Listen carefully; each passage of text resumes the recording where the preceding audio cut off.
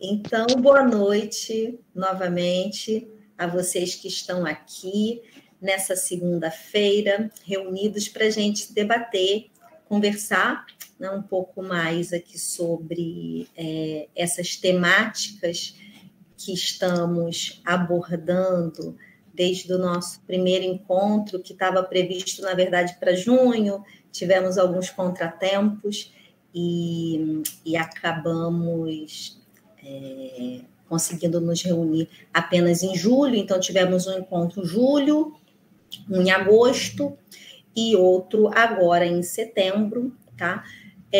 Tudo está gravado e colocado lá no nosso canal do YouTube. Convido vocês a darem uma olhada lá. Num novo projeto, num novo edital. Acho que a gente poderia também trabalhar um pouco mais essa plataforma do YouTube. Estamos aqui com algumas ideias, depois a gente vai debater legal sobre isso quando tivermos a oportunidade.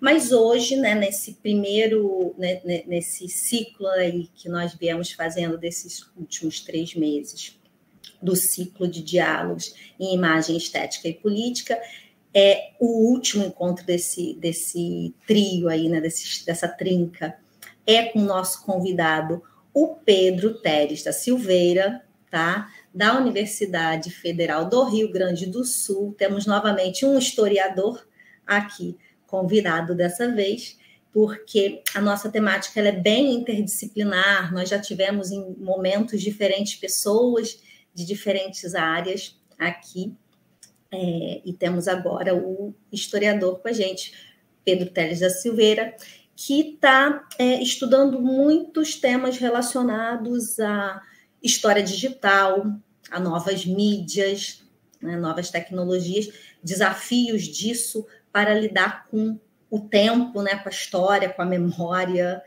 com direitos humanos.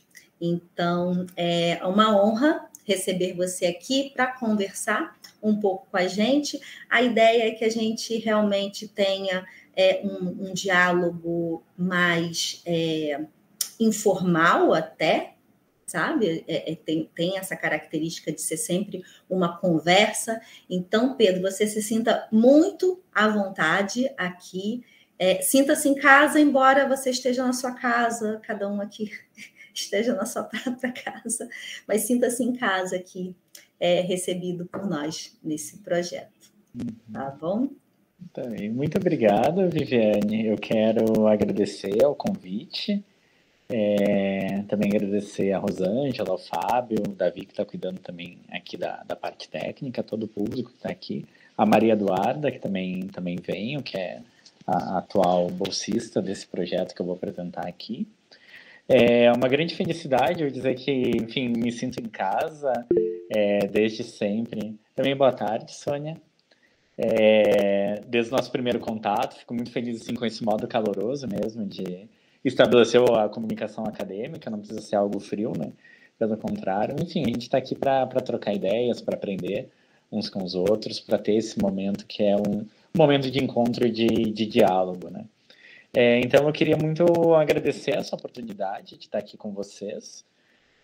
Para mim é uma grande felicidade, uma felicidade poder falar também enfim, ter o privilégio, né, de poder falar do que eu estou fazendo, do que eu estudo e compartilhar com vocês essas preocupações. Eu tenho certeza também que eu vou aprender muito com o diálogo. E eu ia comentar, antes de entrar na minha fala, propriamente dita, que tem uma questão que eu acho interessante, bem, 2 questões, assim, que eu acho que elas são boas. A primeira o que eu comentei desde o começo, eu gostei bastante do título do ciclo de conversas, que é imagem, estética e política, porque são 3 temas que me interessam bastante. E eu acho que a dimensão estética da realidade é algo que, para nós, como historiadoras e historiadores, é algo que frequentemente nos escapa, mas a estética é um campo da percepção, um campo da realidade, um campo de problematizações, né? E nessa junção de estética e política, enfim, eu acho que tem um campo de problematização muito grande, e a minha pesquisa, na verdade, essa série bem aí na conjunção desses 3 termos. E eu ia dizer, assim, como algo que eu sempre gosto de pensar, que é importante da gente trazer, nessa junção entre estética e política, aquilo que o Rancière fala de uma partilha do sensível, né? E, de alguma forma, onde a minha pesquisa ela vai tentar se inserir um pouco nessas transformações que as tecnologias trazem, nesse campo do sensível, que agora a gente, não só o sensível muda, como também as formas de partilhar, de compartilhar esse mundo comum, elas também se alteram. Então tem um diálogo muito próximo com isso. E o segundo, que é a noção da própria interdisciplinaridade, que é uma pesquisa que ela vem assim por alguns caminhos tortuosos e que dialoga também com diferentes áreas. Então, eu quero dizer que eu me sinto muito contemplada, tanto pelo título do projeto, quanto por esse aspecto que tu ressaltou na tua fala inicial, que é o aspecto da interdisciplinaridade. Eu preparei uma apresentação que enfim, bastante introdutória, assim, para destacar alguns pontos sobre esse projeto, e que eu acho que são interessantes porque, pelo que você tinha comentado, Viviane, vocês tinham debatido um texto, que é o texto, enfim, eu ia brincar que é um texto que ganhou um apelido, que é o texto da Sininho, né? E aquele texto, na verdade, ele se insere no início de um percurso de reflexão, que é um pouco que tenho desdobrado agora. Então, eu pensei que talvez fosse interessante eu fazer essa apresentação para mostrar como que essa pesquisa está sendo articulada agora, e aí, então, depois, enfim, a gente pode conversar juntando esses dois textos, esses dois momentos da pesquisa, que eu acho que pode ser, enfim, pode ser mais interessante, né? E mais pertinente. Então, eu queria perguntar se eu posso compartilhar minha tela aqui? Claro. Então, eu vou colocar para compartilhar. Permitir. E vocês me digam aqui, se vocês estão vendo aqui os slides? Sim. Tá. Então, eu fiz aqui uma apresentação, eu espero ser bastante breve, algo entre 20 e 25 minutos, só para dar um panorama geral da ideia da pesquisa, talvez menos, agora falando 25 minutos parece ser bastante coisa, mas talvez menos. Mas então eu queria apresentar para vocês, dentro dessa temática da relação entre imagem e direitos humanos, o que é essa pesquisa que agora a gente tem desenvolvido e que eu quero apresentar para vocês. O projeto ele se chama Técnicas de Evidência Histórica, Disputas de Memória, Direitos Humanos e a Construção Tecnológica dos Indícios Históricos. E é um projeto que, na verdade, ele vem como um desdobramento da minha tese de doutorado, que foi defendida no programa de pós-graduação em História da URGS, 2018, com a orientação do professor Fernando Nicolazzi, que tem o título de História Técnica em Novas Mídias, Reflexões sobre a História na Era Digital. E essa tese, ela propôs uma reflexão teórica bastante ampla e abrangente, na verdade, correndo um certo risco de dispersão, na verdade, das temáticas, mas que procurava pensar e refletir sobre algumas condições impostas pela técnica e pela digitalidade para a escrita e para o conhecimento histórico. E aqui eu ressalto, em primeiro lugar, essa palavra, que é a técnica e não tecnologia, porque ela foi um pouquinho de uma espécie de chave teórica que me permitiu questionar assim, também alguns pressupostos das narrativas que a gente tem em torno do próprio desenvolvimento da história digital. E depois eu posso comentar um pouco sobre isso. E essa tese é uma tese amplamente teórica, na verdade. Ela, como eu disse, correndo um certo risco de dispersão, mas tentava abordar alguns debates que se processavam na história digital e relacionar eles com temas da teoria da história. Então, eu abordei aspectos como a narrativa, a natureza das fontes, o espaço público onde se insere a história, enfim, uma série de questões dentro dessa tese para tentar entender, problematizando o que é esse objeto, um objeto duplo, na verdade, o que é história digital, o que é uma história condicionada pelas tecnologias digitais. Tinha essa espécie de recursividade na construção do problema, que foi algo que me deu bastante problemas, na verdade, na elaboração da tese, mas que eu acho que rendeu um pouco dessa autoconsciência teórica, que foi um dos frutos mesmo, um dos objetivos que eu tentei alcançar no trabalho. Mas a partir da escrita da própria tese, eu entrei em contato com o trabalho de um grupo, que é um grupo que eu vou apresentar depois um pouquinho, eu vou comentar a produção teórica de parte desse coletivo, que é um grupo inglês chamado Forensic Architecture, que é um grupo que atua justamente nisso que eu quero apresentar, que é o chamado Giro Forense. E a partir do contato com o Forensic Architecture, eu articulei então esse projeto, que é o Técnicas da Evidência Histórica, que primeiro foi um projeto de pós-doutorado, FAPESP, que eu desenvolvi na Unicamp, com a supervisão do professor Tiago Nicodemo, e que agora, desde março, né? Então, eu estava comentando que o projeto tem 2 pontos de partida e que eles têm relação, então, com a tentativa de pensar a história através de alterações profundas na visualidade, que impactam, também, mas não exclusivamente no campo dos direitos humanos.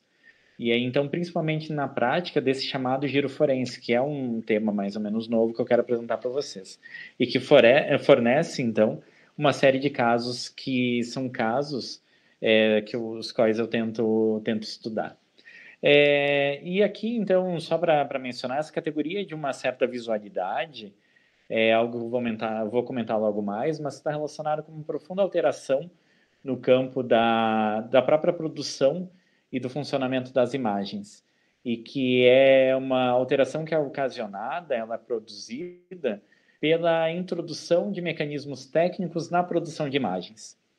Então, esse deslocamento entre o olho que vê e a mão que retrata, a gente pode dizer, pela introdução das máquinas, que torna tanto o olho quanto a mão, na verdade, desnecessários na produção de imagens. Na produção, na percepção, na leitura ou na análise de imagens.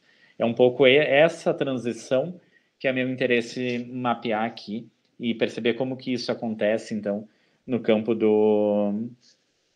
dos direitos humanos. Com relação a isso, então, eu gostaria de comentar, o primeiro ponto de partida é essa citação do Michel de Certeau, que eu vou ler, porque eu acho ela bastante interessante, que está lá na Operação Historiográfica, um texto clássico, né, da teoria e da história da historiografia. Então, Michel de Certeau diz: por um lado, no sentido etnológico quase religioso do termo, a escrita representa o papel de um rito de sepultamento. Ela exorciza a morte, introduzindo-a no discurso. Por outro lado, tem uma função simbolizadora. Permite uma sociedade situar-se, dando-lhe na linguagem um passado e abrindo assim um espaço próprio para o presente.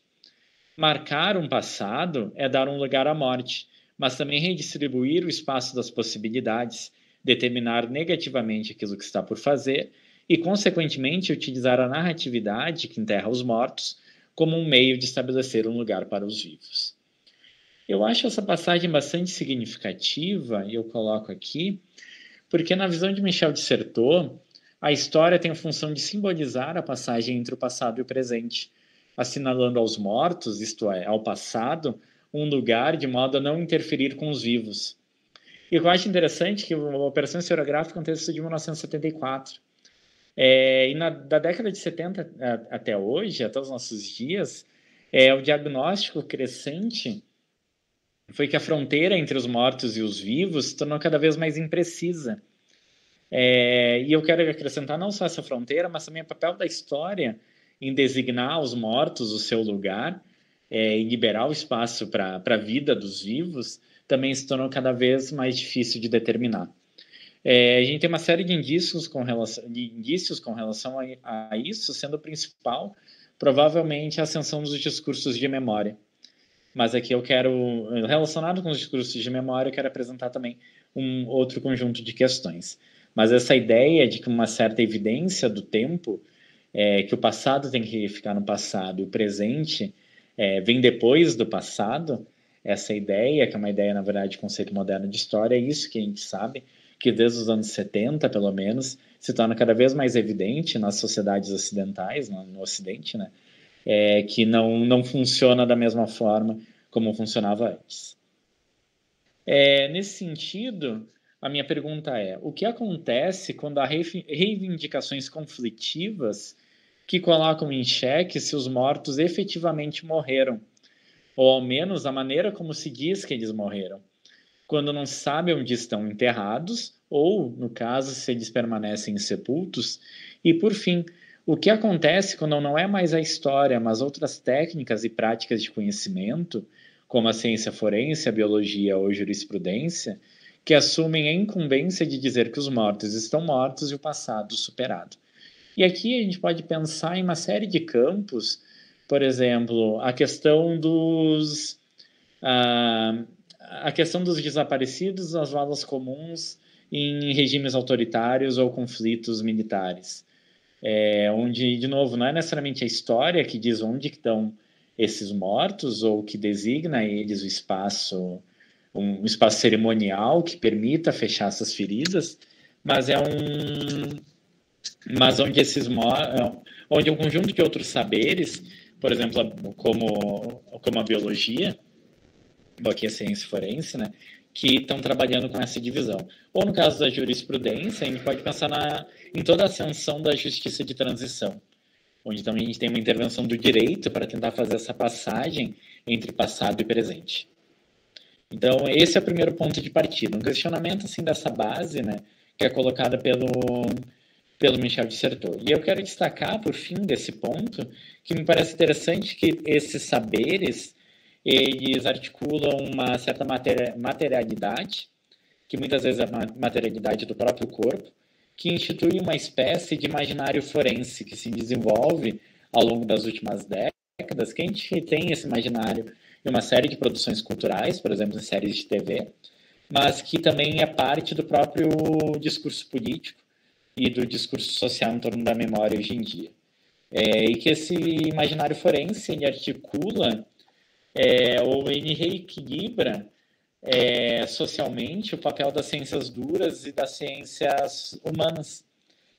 Quando a gente tem a introdução, por exemplo, da biologia, da química, da física, ou da antropologia, da arqueologia forenses, como saberes que operam, então, com uma certa carga social que se torna mais elevada do que antes. Ou seja, a gente não depende, na sociedade não interferem mais só os discursos das ciências humanas, mas também desses saberes técnicos. Eles são alçados a uma condição privilegiada no espaço público. Um outro exemplo a gente pode ter é o papel da genética na determinação do passado. A gente tem o Family Search, tem uma série de dispositivos, né, que também se enquadram um pouco nesse imaginário forense. E o segundo ponto é essa citação muito, muito breve, assim, eu ia brincar que é um fiapo de frase do François Hartog, no Evidência da História, onde ele está comentando sobre os gregos, mas aí então ele diz, a partir, enfim, creio que de Tucídides, da noção de autópsia, onde ele comenta, então, que a partir daí, essa que é a frase dele, a história da historiografia ocidental pode ser escrita em contraponto a uma história do olhar e da visão. E aí, então, me parece interessante que, segundo a formulação de François Hartog, a escrita da história esteve sempre relacionada ao campo da visualidade, sendo articulada a partir das práticas de evidência.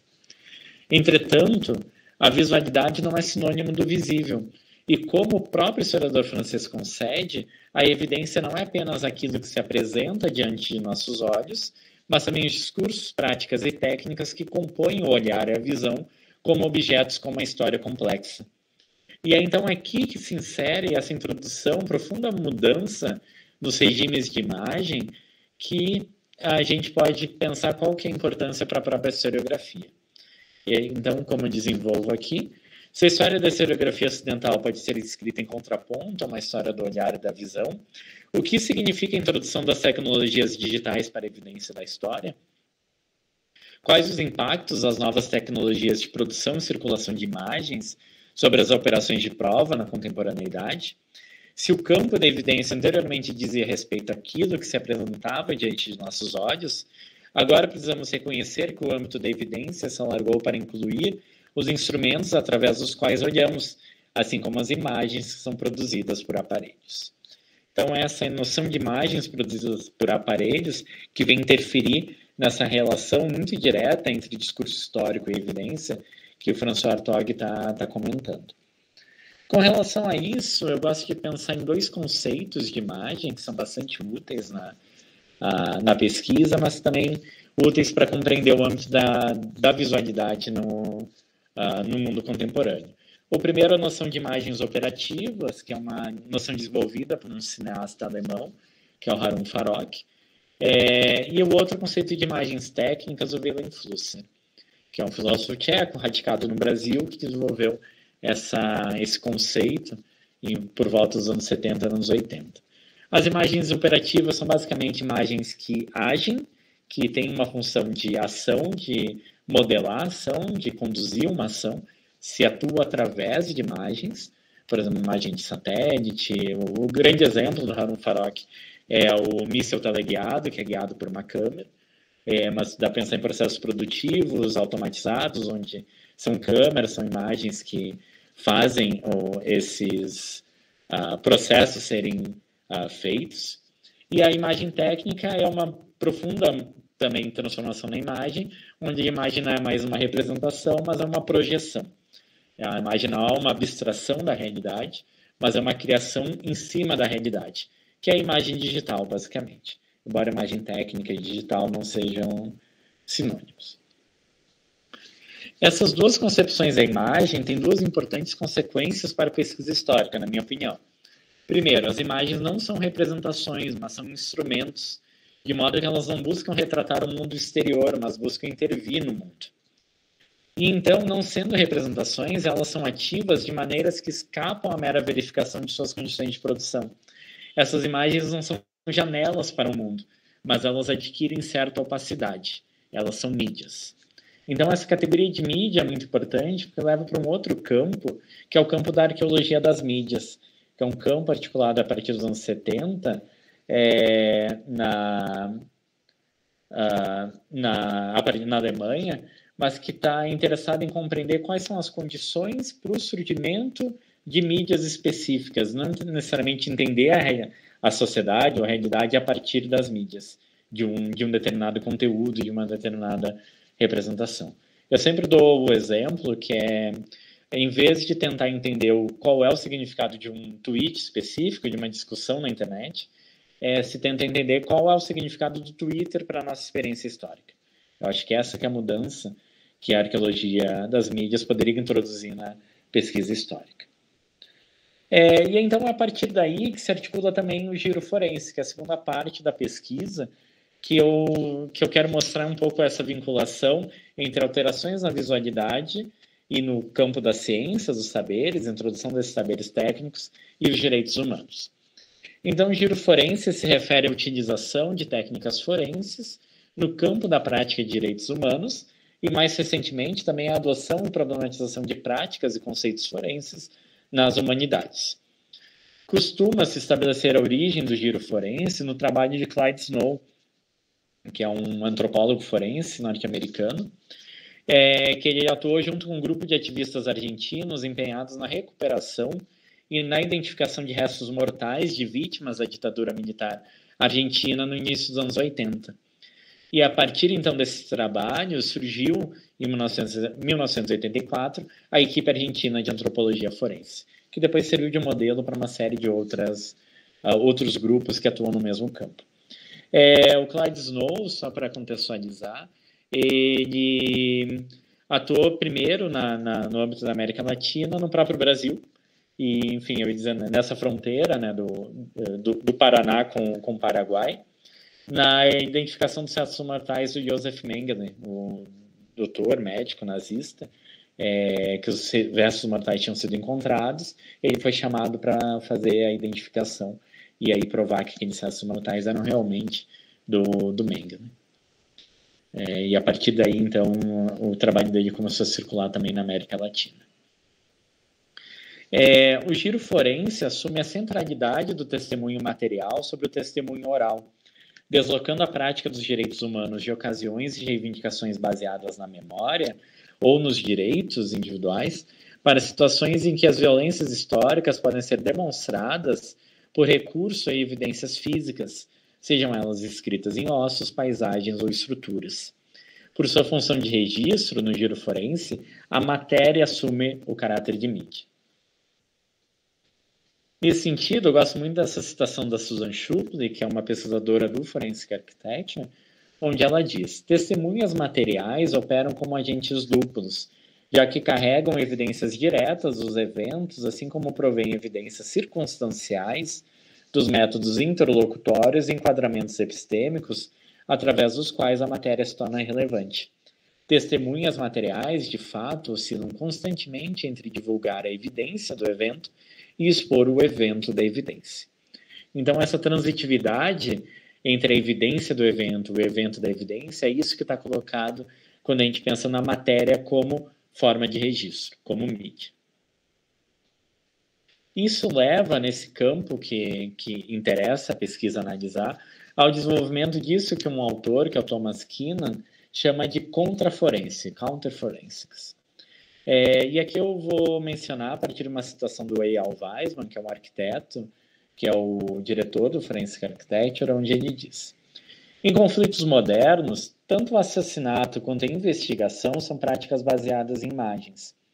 Entretanto, investigar ataques de drones através da análise de imagens de satélite inverte um dos princípios fundamentais da prática forense estatal desde o século XIX, qual seja, para resolver um crime, o investigador, a polícia, precisa ser capaz de ver e saber mais do que o perpetrador, o criminoso. O Estado precisa ter melhor acesso à visão e aos dados históricos e comparativos. Esse princípio levou à introdução da fotografia, da química e da identificação com impressões digitais no trabalho policial. Em nosso caso, porém, era o assassino que teve acesso a visualizações, dados e informações melhores que os investigadores. Essa inversão repousa sobre outra. No trabalho policial, o Estado investiga os crimes dos indivíduos. Aqui, na prática contraforense, o Estado é acusado de crimes realizando tanto assassinatos secretos quanto negando-os, enquanto os indivíduos e organizações independentes é que investigam. A diferença no espectro visual entre a alta resolução utilizada nos assassinatos e a baixa resolução disponível para sua investigação é o espaço utilizado por negacionistas. A prática contraforense tem de lidar com uma condição de desigualdade estrutural no acesso à visão, a sinais e ao conhecimento, e encontrar maneiras de operar próximo e sob o limiar de detectabilidade. Então, o que eu acho interessante é que o giro forense estabelece um campo de diálogo surgido, digamos, na própria justiça de transição, então, num alargamento das funções do Estado de reconhecimento de seus próprios crimes, mas o que esses autores estão propondo é a investigação quando o Estado, de fato, não necessariamente no contexto de justiça de transição, mas no contexto atual, o Estado ou uma organização, enfim, quem detém o âmbito do poder e articula, enfim, detém o âmbito do poder, ele é responsável por uma violência, normalmente tenta negar essa violência. E o Estado ele tem acesso a mais recursos do que esses investigadores. Então, esses investigadores atuam um pouco no âmbito da tática, para a gente usar a categoria do setor da inversão no cotidiano, tentando operar lances dentro dessa estratégia, que é uma estratégia da negação que o poder utiliza com relação às violências contemporâneas. Isso, obviamente, tem uma ressonância atual muito importante. Então, a prática contraforense ela atua em torno de 4 princípios, que é um deles eu vou comentar mais, que é a ressignificação do fórum, da prática forense. O outro é o papel do conhecimento especializado, ou seja, a utilização de técnicas muito específicas, tentar articular o saber como uma prática retórica, a ciência como uma prática retórica. A atenção para a materialidade da mídia, que produz a evidência, então essa função do registro. E aqui que eu acho especialmente pertinente, né, para o nosso diálogo hoje, que é a relação entre ciência, política e estética. Ou seja, que a apresentação estética desses resultados dessas investigações é parte da sua produção de conhecimento, da sua capacidade de intervenção política. Até porque tudo está se dando no âmbito da imagem. E aí, então, isso leva para esse campo, que é a questão de repensar o fórum. E aqui eu tomo de novo as palavras do Eyal Weizman, onde ele diz: A prática forense não é apenas o domínio técnico e neutro dos especialistas, tampouco a aplicação da ciência empírica no domínio bem estabelecido da lei e seus protocolos, mas uma prática civil engajada que procura articular reivindicações públicas. O fórum era um domínio caótico e multidimensional da economia, da circulação de pessoas, da polícia e da justiça, no qual pessoas e objetos participavam e estavam presentes.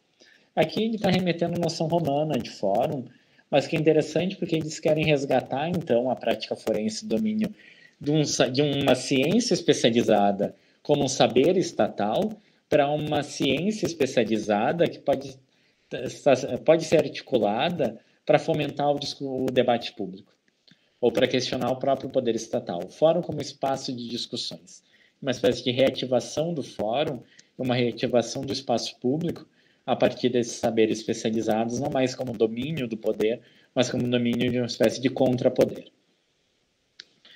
E aí, então, a partir desse campo, eu elenquei pelo menos 5 espaços, campos de estudo, que podem surgir a partir da reunião entre visualidade, mídia, história, direitos humanos, nisso que se chama de giro forense. O primeiro, que é o próprio âmbito do giro forense, justiça de transição, reparação, temporalidade, que se torna visível em processos judiciais, exumações de restos mortais, a própria restauração patrimonial, ou seja, como se lida com a temporalidade a partir desse amplo campo de atuação. Um outro é a relação entre patrimônio, tecnologia e materialidade, e aqui me interessa particularmente a modelagem, impressão e reprodução 3D de objetos patrimoniais, como isso questiona a própria ideia de patrimônio. Um terceiro campo, que é a relação entre computação, tecnologia e a operacionalização de conceitos históricos, e que se manifesta, por exemplo, no uso de inteligência artificial, nesse campo, que é um campo da computação, que é o reconhecimento de eventos, que é um campo onde se tenta aplicar inteligência artificial para, a partir de um conjunto de registros, tentar fazer, então, essa reconstituição do que aconteceu antes e do que aconteceu depois, e que é basicamente um problema histórico, só que agora sendo operacionalizado por meio da computação. Um quarto, que é a relação entre mídia, evidência e distância histórica, que é esse caráter mediático das fontes, né? O aspecto da mediação, condicionantes técnicos à nossa percepção do passado. Por exemplo, na prática do que os coloristas digitais fazem, ao colorizar registros antigos, ou a prática contrária, que é pegar um registro do presente, retirar a cor e para comparar com o acontecimento do passado. E aí, então, um último, que é um campo também de investigação amplo, que é o das tecnopolíticas da imagem e da informação, que é a circulação de imagens, técnicas de vigilância, OSINT, que é o Open Source Intelligence, que é o uso dessas técnicas digitais para tentar estabelecer, enfim, influenciar ou produzir inteligência, né, em situações de conflito. Enfim, aqui eu tentei elencar, tornar mais concreto 5 casos ou campos de estudo nos quais essa pesquisa ela se insere. Então, na verdade, era isso que eu queria apresentar. Deixa eu ver aqui. Tá uma transição meio engraçada, que ela foi aos poucos, mas era isso que eu queria comentar com vocês. E bem, eu queria agradecer, então, a paciência e o interesse. Eu espero que tenha sido interessante para vocês também. E agora eu acho que, enfim, é essa pesquisa, né, que agora eu estou articulando no âmbito da URGS, e que, enfim, também aqui mencionar a Maria Eduarda, que é a tal bolsista, que a gente vai tentar, então, trabalhar, colocar em prática nesse amplo campo de investigações. Muito obrigado. Nós que agradecemos, Pedro. Nossa, muita coisa interessante para pensar, hein? Muita coisa interessante. Eu estou aqui com algumas ideias na cabeça, mas eu acho que eu vou dar a voz primeiramente às pessoas que estão aqui nos acompanhando, nos assistindo. Talvez algumas que eu estou notando aqui da Unila, outras eu não sei. Tem algumas enfim, alguns nomezinhos que eu não identifico. Mas, então, eu gostaria de passar a palavra para quem estiver presente que gostaria de fazer alguma pergunta para o Pedro, fazer alguma colocação, algum comentário.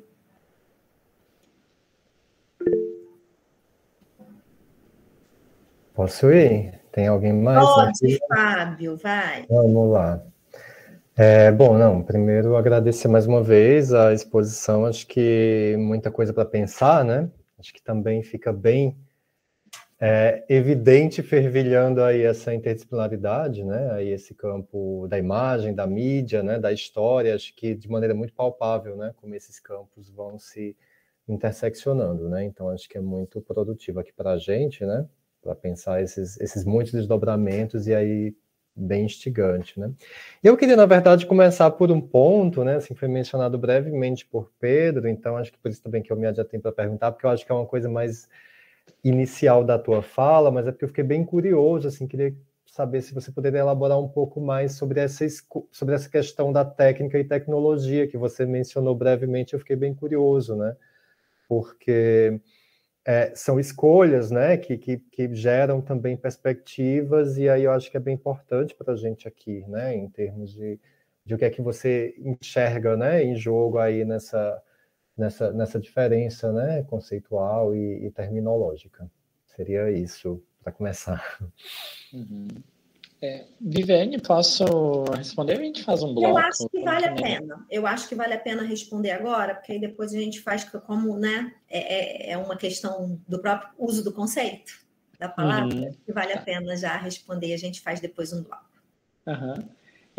Não, eu quero agradecer então a pergunta, Fábio. De fato, eu mencionei, enfim, deixando a isca assim para surgir a pergunta, né? Eu ia brincar um clickbait assim de questões. Mas de fato, essa é uma distinção que se tornou muito importante no meu trabalho, e na verdade foi um pouco a chave para que eu conseguisse fazer a tese como eu pretendia fazer. Eu vou explicar um pouco isso. Desde o começo me incomoda. Enfim, a princípio a tese seria uma tese sobre a história digital. E sobre o discurso da história digital. Tem uma circunstância, eu estava pensando se comentava ou não, porque ela sempre parece que joga um pouquinho contra, mas eu vou comentar um pouco as circunstâncias de elaboração da tese. Porque, na verdade, eu entrei no doutorado em História na URGS, também com o professor Fernando Nicolás. Na verdade, ele também fez uma transição parecida com a minha, antes, na verdade, que eu entrei com um projeto de pesquisa sobre Renascimento. Porque meu mestrado foi em História Moderna.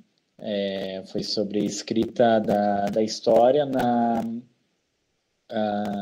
num conjunto de dissertações escritas por uma agremiação que surgiu na Bahia, no século XVIII, que é a Academia Brasílica dos Esquecidos. Então, meu campo de investigação era esse, no século XVIII.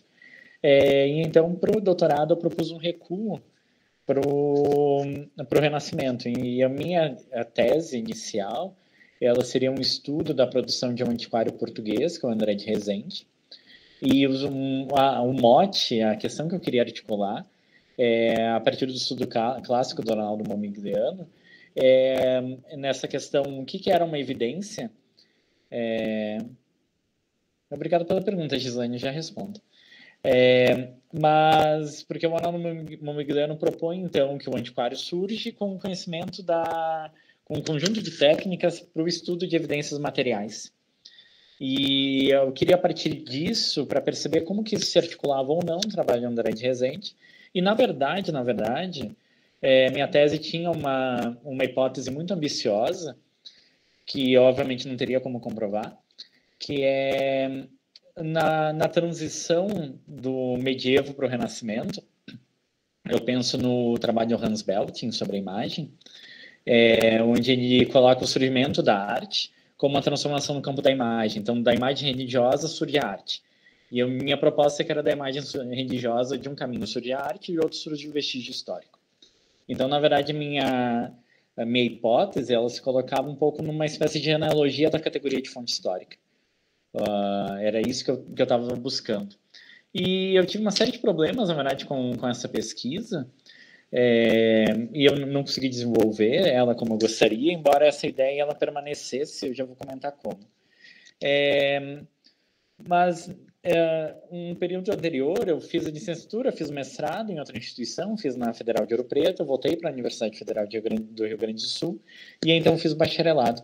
E no bacharelado eu estudei um arquivo digital que eu tinha conhecido ao longo do mestrado, que é o September 11 Digital Archive, que é um arquivo histórico digital do 11 de setembro. E é um arquivo que é super interessante e eu fiz um trabalho a partir desse arquivo, virou um trabalho de conclusão de curso no bacharelado, mas nesse meio tempo eu entrei no doutorado. Mas esse trabalho começou a circular um pouco, e então surgiu a proposta, veio do próprio orientador, do Fernando, assim como do professor Temístocles César, de alterar o tema da pesquisa e tentar desenvolver então essa pesquisa que estava ganhando alguma repercussão. E aí então eu entrei, assim, na metade do doutorado eu troquei de tema, eu troquei 5 séculos, né, de pesquisa, foi algo bem estranho. E aí o que eu gosto de comentar, que eu não recomendo a ninguém, na hora de trocar de tema, enfim, fiquem livres para trocar de tema, quem estiver no pós, mas por favor façam um projeto, porque é muito difícil entrar numa pesquisa sem um projeto. Então eu demorei muito tempo para entender o que eu faria na tese de doutorado. E a princípio, o que eu faria seria uma crítica da história digital. Uma crítica tentando articular, então, essas condições para o aparecimento da história digital. Era isso que eu queria problematizar. E foi um pouco a partir daí que eu fui... um pouco o que era a minha questão é que a história digital está articulada sobre uma narrativa de progresso tecnológico. Ou seja, a história digital ela invalida, no campo da própria historiografia, ela invalida a contribuição da história quantitativa, da história serial, da cliometria dos anos 60 e 70, ela invalida o trabalho com banco de dados nos anos 80, para surgir, então, uma tecnologia que é superior e que permite, então, a que historiadoras e historiadores eles possam ser historiadoras e historiadores devido a essas novas tecnologias. Ou seja, se antes o uso do computador na historiografia implicava ter que dissolver a unicidade de uma fonte histórica, aquilo que era único e individual da fonte, numa série para extração do dado numérico, que é uma profunda transformação na categoria de fonte histórica. Agora, nos anos 90, como a história digital surge muito próxima da história pública, de uma história pública digital, como o Sérgio Norré vai falar, como se as questões simplesmente não precisassem se colocar. E historiadores pudessem simplesmente fazer o que fazem, só que com recursos tecnológicos. E que isso se manifesta de várias formas, não são formas negativas, mas que são questões que eu já tinha colocado nesse primeiro trabalho, que era um trabalho de conclusão de curso.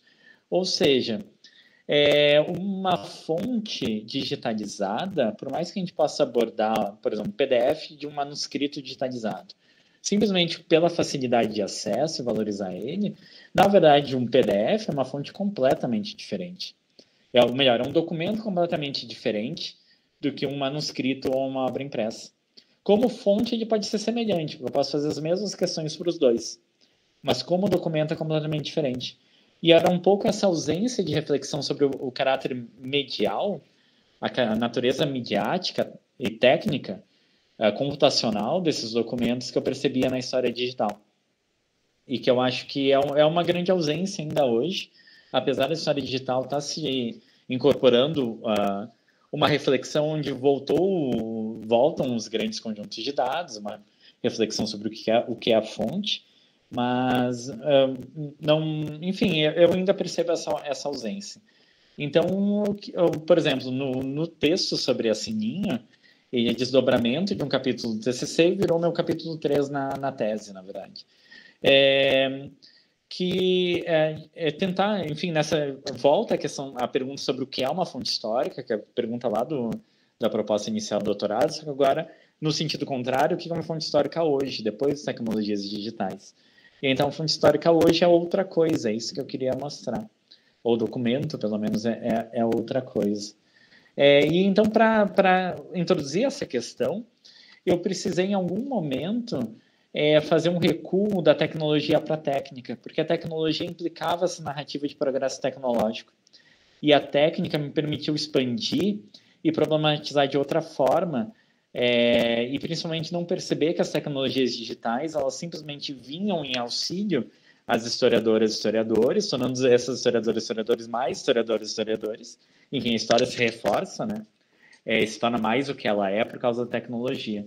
Que é essa ambiguidade que eu percebo que enfim, a reflexão sobre o impacto das novas tecnologias no campo da história sempre tudo mudou, mas nada mudou.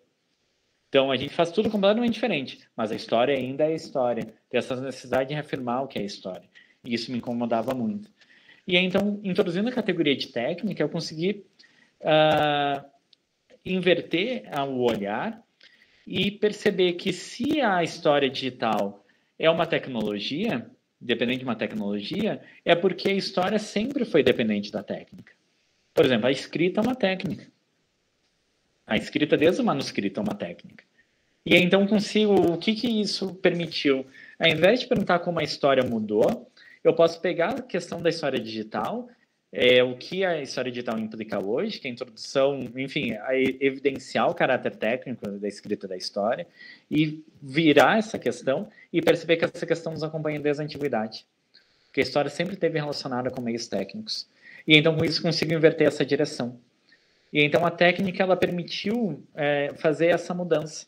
O conceito de técnica, por exemplo, e aí a gente entra nas discussões vêm, por exemplo, da arqueologia, da filosofia da técnica, um autor que media os dois, André Lerroy-Gourhan, depois entrou Simon Dom, Bernard Stiegler, ou seja, uma série de autores que refletem sobre esse significado da técnica, e que, a partir da técnica, também se evidencia esse caráter do uso e da prática. E para fechar, assim, com um último exemplo teórico, que eu gosto de definir isso, na verdade, por referência a Derrida, ou seja, que é o caráter gramatológico da fonte histórica. Que não, de novo, antes do significado tem uma prática material. E então essa prática material, ela está tanto na história digital hoje, quanto estava lá, enfim, em qualquer prática de escrita que a gente tenha. Essa lógica da inscrição é que a técnica me permitiu revelar.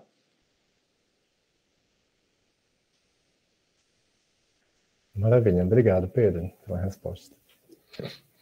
Obrigada, Pedro. Quer que eu leia aqui a questão, porque acho que já ficou um pouco mais aqui para trás, da Gislene? Não, na verdade eu vi ela aqui, mas não sei. De novo. Pode deixar que eu leio para você, porque está aqui na mão. Uhum. No Brasil tem tecnologia para desenvolver investimentos com a tecnologia digital? No campo da historiografia? Acho que sim. Eu acho que sim e não, eu diria. Eu acho que, de novo, eu gosto de pensar. Enfim, eu diria assim, tem uma parte teórica e uma parte prática dessa questão. Pessoal, vocês estão me ouvindo? Tá, é porque meu vídeo trancou. Deixa eu voltar aqui, então. Estamos te ouvindo, Pedro. Uhum. Estamos sim, pode ficar à vontade. Eu gosto de pensar que a gente tem que refletir sobre a possibilidade da história digital, mesmo que a internet não existisse. De novo, porque o que eu quis colocar, história digital e internet não são sinônimos. A história digital poderia existir mesmo que, enfim, a história digital colocada por uma condição de digitalidade do conhecimento, não porque existe a internet. A internet é uma das manifestações das tecnologias digitais. Da mesma forma, a gente tem computador, mesmo que, enfim, computador digital, uma das formas de computador possível. Existe computador analógico, existe várias formas, né? Ou, por exemplo, computador digital eletrônico é uma coisa, existe computador analógico eletrônico, existe computador analógico digital, enfim, isso é uma história mais complexa. Com relação a isso, o que eu acho é que a gente tem de fato uma questão, e assim, a gente tem como fazer pesquisa que utiliza ferramentas digitais. Isso já está sendo feito e sendo muito bem feito no Brasil. A gente tem pesquisas que articulam, por exemplo, análise de grandes bancos de dados, análise em tempo real de redes sociais, que são questões super interessantes, que nos colocam perguntas, por exemplo, sobre o caráter das fontes no futuro. O que vão ser as fontes históricas? Então, isso está colocado aqui. Por outro lado, eu acredito que também depende um pouco do tipo de pesquisa que está sendo feita. E isso se coloca, por exemplo, nessa questão que eu comentei da arqueologia das mídias, que é uma questão que, na verdade, essa é uma questão que existe de fato sobre a pesquisa. Porque, por exemplo, na arqueologia das mídias, é necessário ter contato com os objetos materiais dessas mídias. E, às vezes, a gente não tem um arquivo para isso. Então, depende um pouco qual que é a pergunta que a gente vai fazer para essa introdução entre o digital e a história.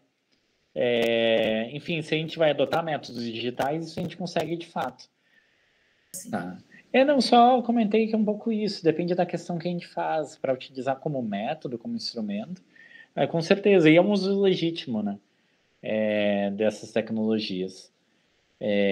Enfim, e para talvez outros usos ou outras abordagens a gente tem um pouquinho mais de dificuldade, mas, de novo, eu acho que é interessante a gente pensar um pouco como fazer o uso dessas tecnologias na nossa condição que a gente tem, enfim, eu não acho que a gente esteja atrasado, né, no uso das tecnologias. Até me parece interessante, algo que eu sempre gosto de frisar nessa introdução do giro forense, que é uma guinada epistemológica, uma guinada prática, que ela surge da América Latina.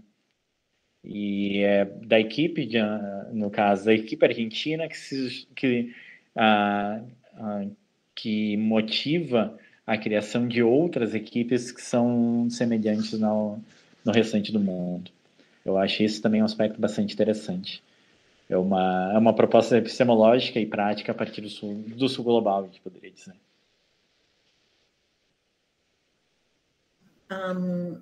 A Sônia também... não. Pensei que fosse uma pergunta. Ela precisa se retirar. Tá bom. Sônia, tchau. A Paula vai fazer uma pergunta aqui, uma questão, mas é só para eu não me perder. Desculpa, tá, Paula? Porque eu fiquei aqui, vim essa questão, né, de que essa demanda e essa nova maneira, né, esse giro forense vindo a partir de necessidades que são próprias aqui da nossa região, próprias da América Latina. Eu fiquei pensando muito, né, quando você aborda a questão da necessidade de fazer ao contrário, né? Quem tem menos recursos, quem tem menos acesso a essa tecnologia e, de algum modo, também graças, né, a isso, a ver menos, né? Parece que tem menos acesso a visualizar os crimes, né, os acontecimentos, tal como os criminosos, os assassinos o perpetraram, né, que nos coloca aí numa condição muito difícil, né, de trabalhar, de descobrir, tendo menos acesso. Né? Eu fiquei pensando que isso talvez seja algo que está se repetindo em diferentes níveis, quando nós, como usuários de tecnologia, que a gente não identifica e não conhece como aqueles dados são criados, né? Parece que é claro que isso sempre existiu, não é uma novidade absoluta da nossa época, do nosso tempo, consumir algo que a gente não sabe produzir, né? Na verdade, isso é uma recorrência. Né? Mas, hoje em dia, parece que está ligado a uma ideia de democratização, né? Parece que a democratização, por exemplo, produzir um vídeo para o canal do YouTube, né? Que antes era algo que as grandes redes de TV... Né? Quem é que podia produzir imagem que pudesse ser vista, conteúdo audiovisual para ser visualizado por uma porção de gente? Os especialistas, né? O expert, que envolve não só um grande saber técnico, mas envolve muito investimento de dinheiro, de recursos humanos. Né? Então, hoje, a facilidade com que uma pessoa faz uma live, coloca um material no Instagram, né? Enfim, parece dar um pouco a sensação de uma democratização, mas, ao mesmo tempo, há um lado obscuro, né? Há uma opacidade aí de que a gente não sabe como esses conteúdos chegam nas pessoas, o que é feito com ele, sabe? Assim, parece que a gente está na frente da câmera, mas continua não estando atrás. Não sei se faz um pouco de sentido isso, né? Mas eu fiquei pensando que parece que também, né, não só, é claro que, né, na investigação sobre crimes, sobre assassinatos, parece haver, né, essa defasagem aí. Mas parece que essa defasagem também está em outros ramos, outras áreas da produção. Fiquei aqui pensando isso, eu não sei se você gostaria de falar um pouco sobre isso, gostaria de te ouvir a respeito. Uhum. Não, eu acho uma pergunta super pertinente, Viviane. Eu acho que e ela tem, enfim, toca bem, né, nesses pontos também da apresentação, que eu queria destacar. Eu queria dizer que eu acho a palavra-chave aqui é opacidade mesmo. Mas eu já quero comentar um pouquinho sobre isso. Primeiro, eu acho que essa questão é uma questão... uma primeira dimensão dela é a questão de espaço público, né? Como essas tecnologias, na verdade, elas dissolvem o espaço público, ou se não dissolvem, não, mas elas dissolvem a ideia de uma esfera pública comum, né? A noção liberal clássica, assim, de esfera pública se torna muito questionada e também a partir do uso dessas tecnologias. Com relação a isso, eu acho interessante, para fazer um link, porque tem uma outra dimensão que está colocada, que eu gosto de pensar, que de alguma forma o conceito moderno de história está vinculado a essa esfera liberal clássica, a um espaço comum. Vou responder só porque eu ia comentar que eu acho interessante, que eu acho que o discurso histórico tem uma dependência muito grande da esfera pública liberal clássica, com a dificuldade, enfim, dificuldades específicas, mas o conceito moderno de história também está muito vinculado ao conceito de Estado.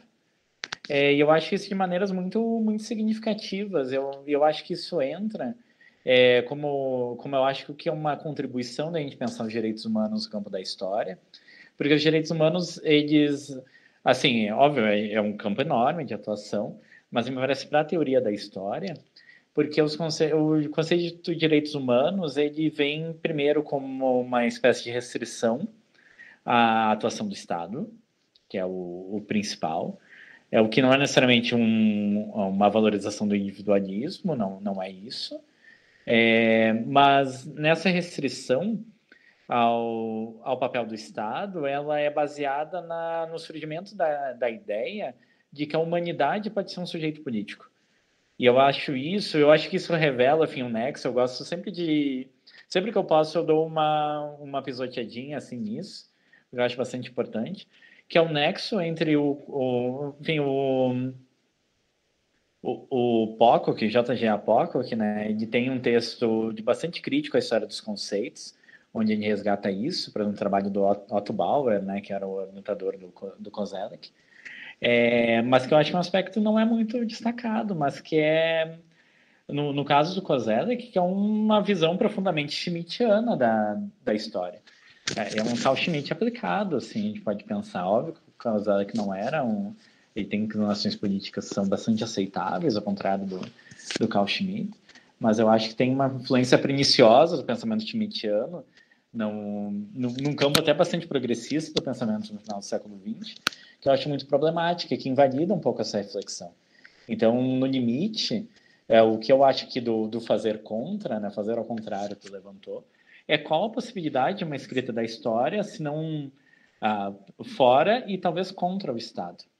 Eu acho isso uma dimensão muito importante. A gente tem alguns casos que eu acho que a gente pode pensar a partir de hoje, da atualidade, que é, por exemplo, o Wikileaks, essa circulação pública de documentos que não são validados, tudo isso entra num outro âmbito que me parece que nos levaria a rever algumas das fundações do conceito moderno de história, que são baseadas nessa cumplicidade entre o conceito moderno de história e uma sociedade que é uma sociedade liberal, um Estado que é o Estado-nação moderno. Então, no fundo, onde eu gostaria de chegar na pesquisa é tentar articular um pouco dessas questões.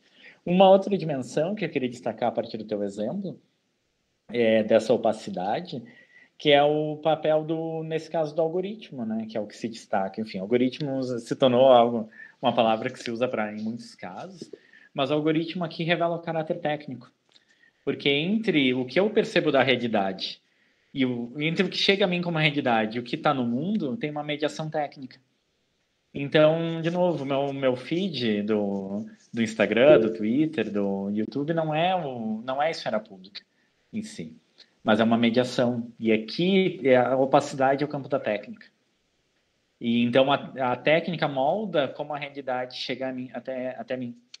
A técnica não é meramente instrumento, para complementar a pergunta do Fábio. E aí a outra questão que eu ia dizer que eu acho interessante, e de novo a palavra opacidade ela foi muito, muito correta, tem um livro que eu gosto muito de um arquiteto, professor da Escola da Cidade, que é o Guilherme Wisnik, que é o... Nossa, agora eu falei e esqueci completamente o nome do livro, depois eu já procuro aqui, mas que trabalha com a noção de opacidade no discurso público e na arquitetura contemporânea. E que é um pouco essa noção da neblina, que eu acho interessante, porque a gente tende a associar o discurso que em torno das novas tecnologias é um discurso de transparência. Por exemplo, por que não compartilhar? Se não tem nada, se não quer compartilhar, então algo tu tem a esconder, como se o esconder fosse algo ruim. E óbvio que a gente tem pode problematizar isso, né? Mas o que eu acho interessante dessa questão, dentro do nevoeiro, exatamente, eu tinha esquecido completamente, que eu acho que isso a gente pode relacionar com um tema que é clássico também da teoria da história, que é o evento modernista do Hayden White, onde ele coloca a dificuldade de compreensão pelo excesso de imagens. E eu acho que não é necessariamente isso. Porque a gente tem um regime de visualidade que ele transita entre a transparência e a opacidade. Então tem coisas que são muito visíveis e tem coisas que são completamente apagadas. Tem coisas que são apagadas por causa das tecnologias digitais e do acesso de imagens. E ao mesmo tempo a gente tem uma profusão de narrativas. Então é a relação entre entendimento e visualidade que se tornou difícil por esse jogo entre transparência e opacidade. E não necessariamente que o excesso de imagens nos leva à dificuldade de compreensão.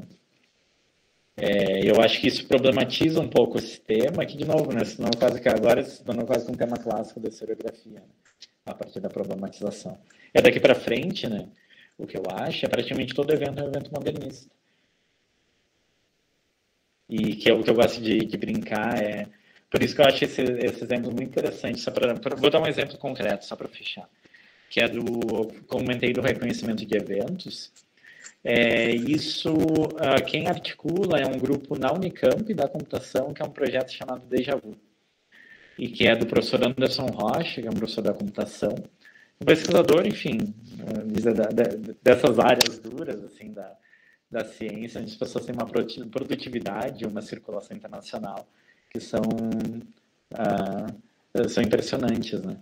E eles trabalham com esse campo, tentando treinar, então, inteligência artificial para reconstituir eventos. Por exemplo, o incêndio da Catedral de Notre Dame. Então, pegar registros nas redes sociais e tentar estabelecer antes, depois, onde é que se situou no espaço, e fazer uma linha do tempo desse evento.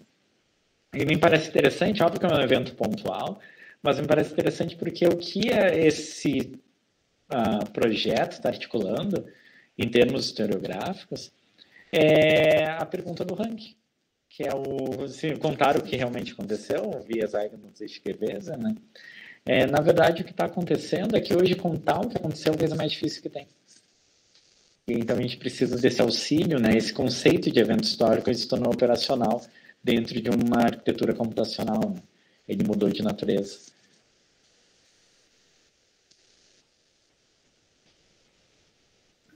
Nossa, super interessante. Já abri o link e deixei aberto aqui.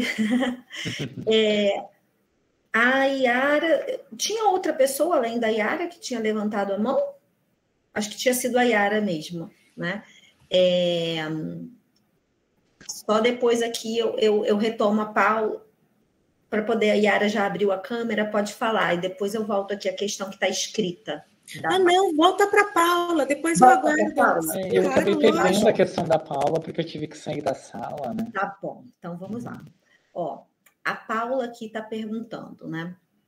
Acha que podemos fazer um paralelo no que diz sobre técnica e tecnologia na noção de escrita e raciocínio histórico de Ivan Jablonka? Eu não conheço, né? Ivan Jablonka, Manifesto pelas Ciências Sociais. Quando ele constrói o percurso da história como ciência, digo, na tentativa de retirarmos essa noção implícita de progresso da tecnologia na contestação, quase que não sai, na contestação da história e definição de uma metodologia? Essa é uma pergunta bastante difícil, na verdade, Paula. Eu não sei, e eu tenho uma falha, porque eu não li ainda o Ivan Jablonka, embora eu ache bastante interessante a formulação, enfim, o que eu sei que ele escreveu, eu acho bastante interessante. O que eu diria é que eu acho que talvez, eu posso comentar assim também uma dimensão que eu gostaria de, na minha formação inicial tinha essa dimensão, no fim não continua no projeto, mas eu acho que talvez a gente possa fomentar o diálogo entre a história e a história da ciência, os estudos de ciência e tecnologia. Porque os estudos de ciência e tecnologia, eles abordam a ciência como uma prática. E onde, de novo, a noção de evidência ela tá em jogo. E não é, de novo, reforçar por si só o discurso da ciência, mas também não é questionar a ciência como campo válido de reflexão, não é isso. Por exemplo, dizendo só que a ciência é uma prática social, não é isso. Mas é como que se constroem os protocolos de objetividade e de produção do conhecimento, sabendo que esses protocolos eles variam de contexto a contexto, de tempo a tempo. Eu acho isso mais interessante. E eu acho que é nesse campo, então, que também que eu acho interessante de pensar. E eu acho que a gente pode pensar... Vou fazer um paralelo assim, com a historiografia. Na verdade, eu posso pensar em dois assim, que eu quero mencionar, que eu acho que articulariam isso de uma maneira interessante. Eu vou mencionar de disciplinas que eu estou ministrando agora, nesse semestre. Enfim, eu estou dando aula de América Colonial Espanhola, e teve um pequeno exercício onde a gente trabalhou com representações do mundo. Por exemplo, uma representação azteca do mundo, a representação inca peruana, né, o Tahuantinsuyo, aquela divisão em 4 partes do mundo. E aí um mapa medieval europeu e aí um mapa mundi. E a questão dos dois não é que do mapa, por exemplo, do Azteca, o mapa mundi, a gente tem um ganho de objetividade. Ou, da mesma forma, a gente não pode reduzir isso simplesmente a uma crítica da representação. Então, são representações que elas revelam, enfim, elas se explicam pelas condições sociais de cada época. Senão isso a gente leva a um âmbito de uma certa... me parece certo relativismo social, que eu acho que é muito ruim, porque no fundo a nossa crítica se torna que tudo é ideológico. E a gente perde muito quando a gente faz essa crítica. A questão que estava implícita nas 4 representações é que os critérios de objetividade mudam, porque, de novo, para um Azteca ou para o Inca, aquela representação do mundo é tão objetiva quanto para nós é o mapa mundi.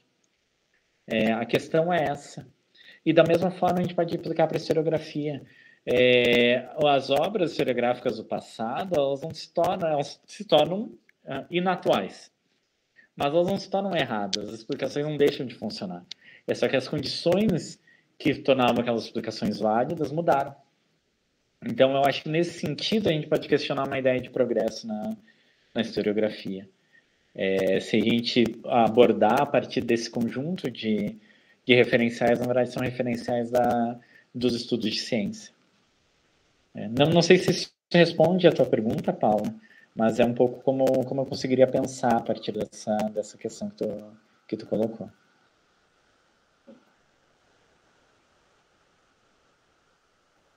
Obrigada, Pedro. Acho que se Se a Paula depois quiser se pronuncia, pode ser aqui pelo chat, se quiser, que eu estou de olho no chat. Agora eu vou passar, então, para a Yara. Muito obrigada, Viviane. Pedro, um prazer te ouvir. Aprendo muito. Eu queria fazer 2 considerações e te ouvir. A primeira, justamente em torno dessa discussão da opacidade, uma saída que eu vejo analítica muito interessante, de desmontagem, inclusive, do processo de algoritmização, que é uma lógica da sociedade de controle, né? Assim, é justamente perceber as instâncias de trabalho que estão ali envolvidas. Quer dizer, tanto, vamos dizer, as rotinas de produção dessa inteligência artificial, mas como é que ela é a instância de trabalho, porque uma ilusão, muitas vezes, é pensar que a inteligência artificial é por si, né? Como se ela não tivesse o universo do trabalho ali dentro. Então, se você faria uma consideração sobre essa, vamos dizer, essa possibilidade metodológica, que me parece de um ponto de vista interessante de diálogo. A segunda incide aquilo sobre a qual você chamou que são arqueologias da mídia, que pelas arqueologias da mídia, a aposta contemporânea, que por aí a gente aciona os estudos em torno, vamos dizer, de medialidades, intermedialidades, plataformização, inteligência artificial, algoritmização, né? Quer dizer, não que elas fazem um todo contínuo, mas que você tem lógicas epistêmicas que conversam com conceitos que viajam, que vão e vão vêm e vão de lado a lado.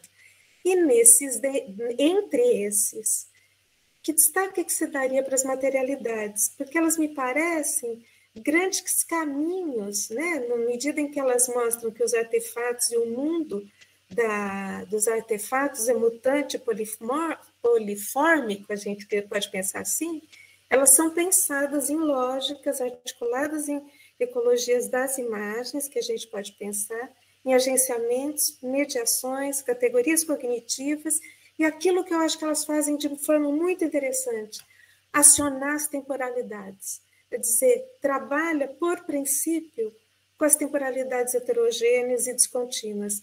Se isso ecoa em você, se faz sentido para pensar essas condições contemporâneas, né? Assim, porque elas diferem muito das tradições de matemática que a gente tem, né? Assim, e elas têm essa dimensão global posta nelas quase que de forma inerente. E estão postas muito em xeque, põem em xeque elas mesmas a nossa condição, se levarmos, né, do evento antropoceno. Então, um pouco eu estou querendo perguntar para você um pouco mais na fímbria disso. Acho que, se você me permitir, eu só faria um lembrete. O Wisnik é professor na FAUSP. Então, só para não perder, porque se estivermos gravando, fica bom de fazer essa lembrança para o colega. Muito obrigada, viu, Pedro? Obrigado, Yara, e obrigado pela correção mesmo, errei o vínculo do Guilherme Wisnik, mas eu gosto muito desse livro, enfim, eu gosto bastante do tema da arquitetura, eu acho que ele faz uma boa análise a partir da forma, né, e da forma e da ideia de transparência e de opacidade, né.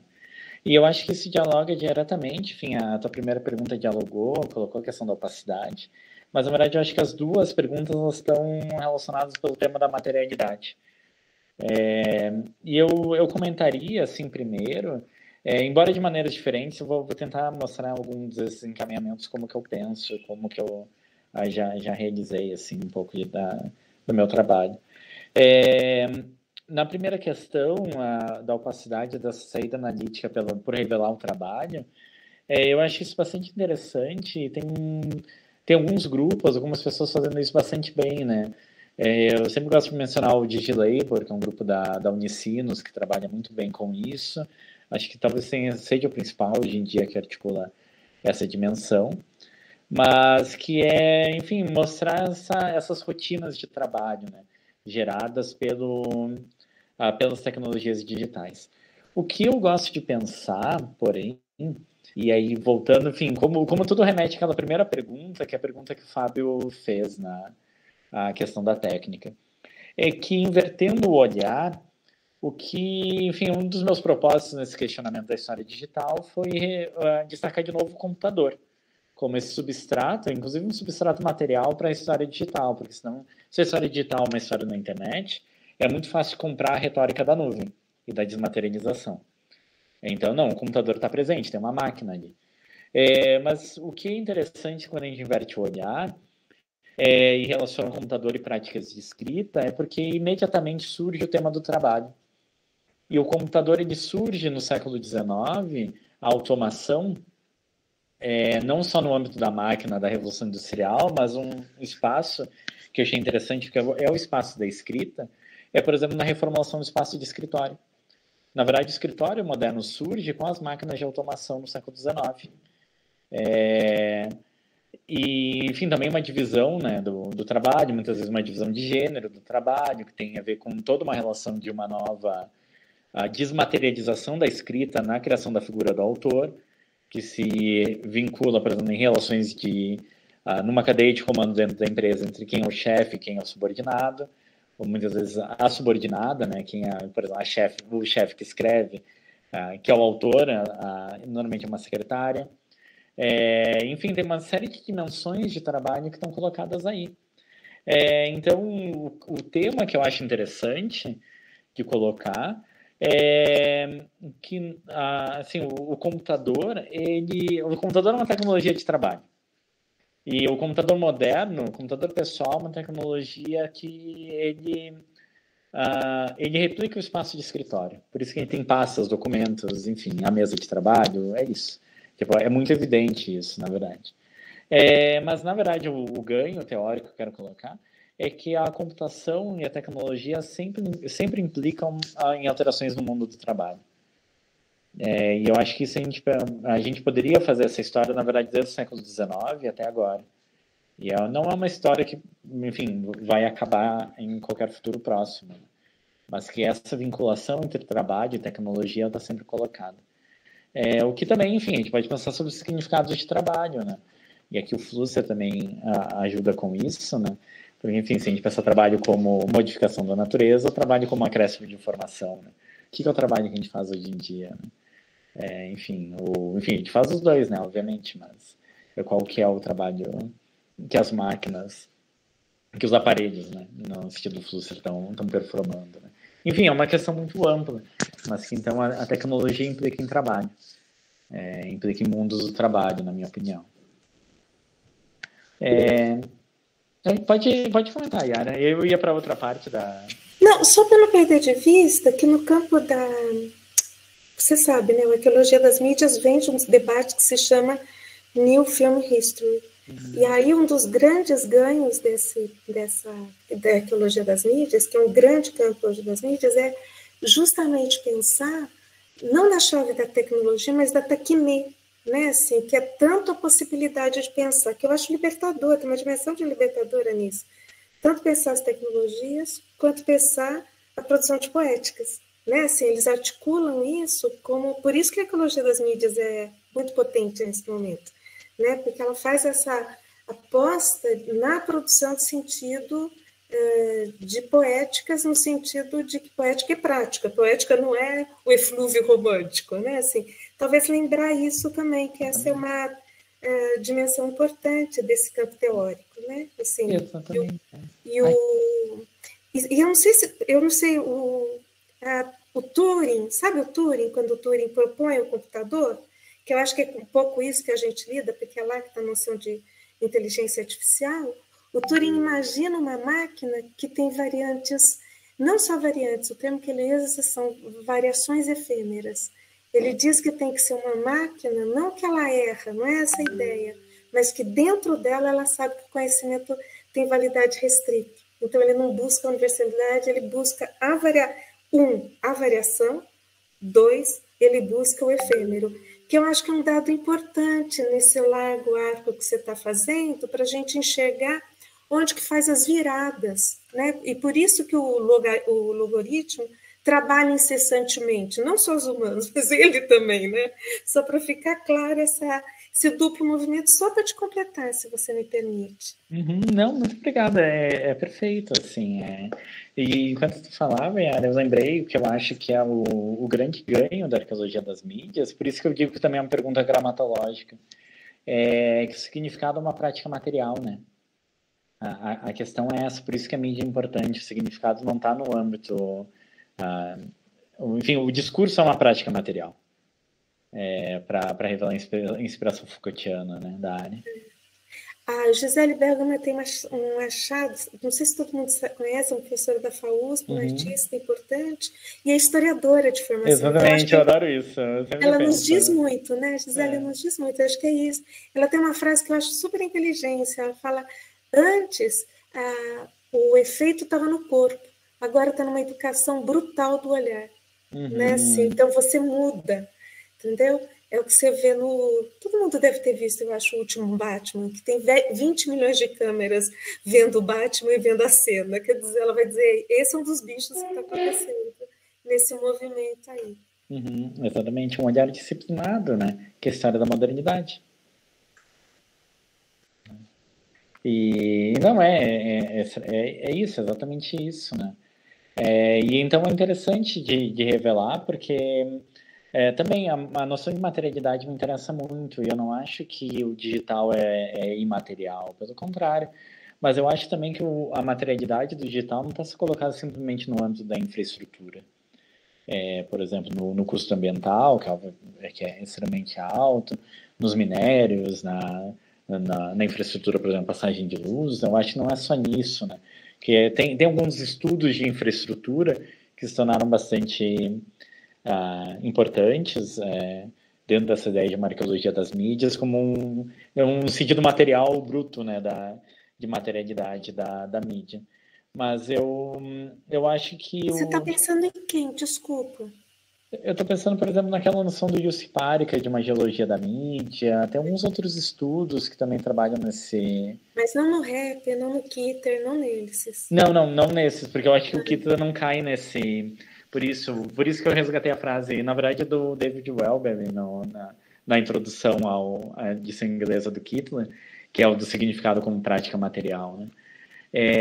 Mas porque o Kittler não está confundindo com infraestrutura, necessariamente.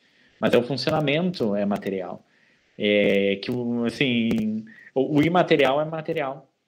E é nesse sentido que eu acho interessante, por exemplo, algo que eu acho muito interessante em que medida que um objeto 3D é um objeto. A ideia de objeto mudou para incorporar também o imaterial.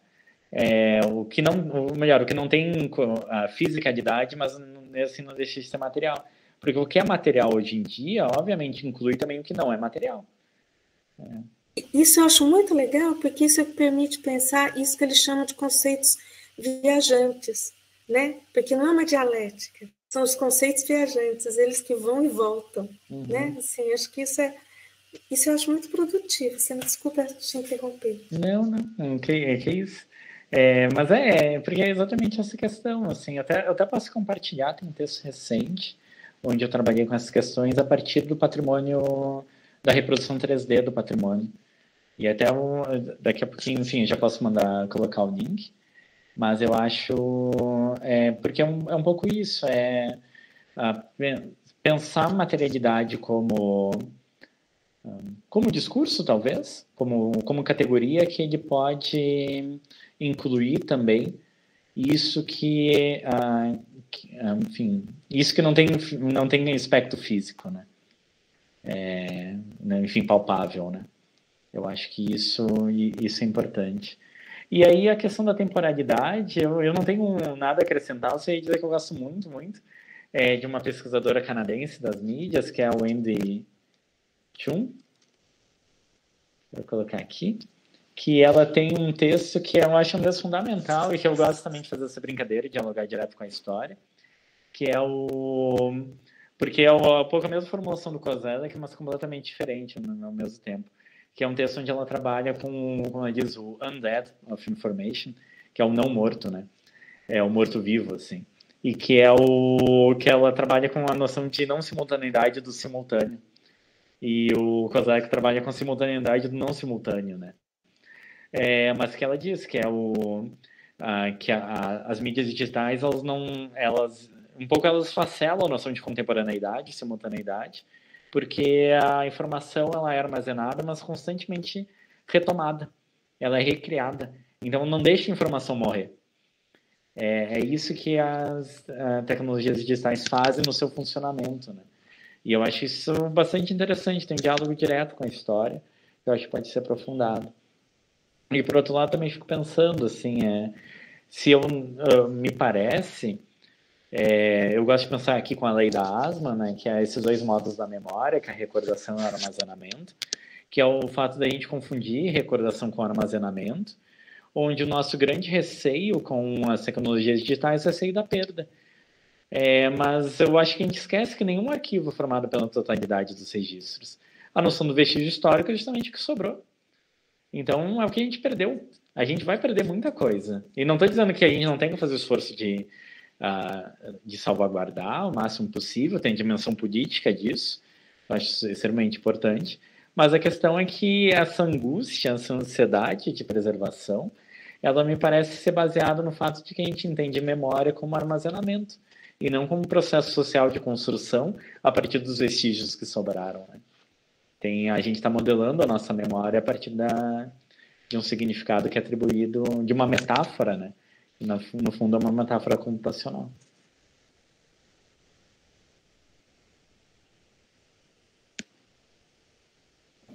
Nossa, muito interessante. Várias outras coisas para pensar. Não esquece de colocar aqui para a gente, Pedro, o link desse artigo. Eu tô até procurando aqui.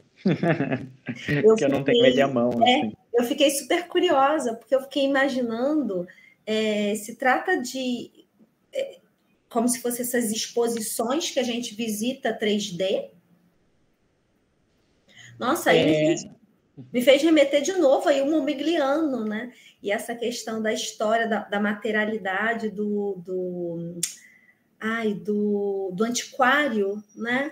E como o antiquário, ele não é um historiador, né? Mas ele é um desses guardadores aí da história, né?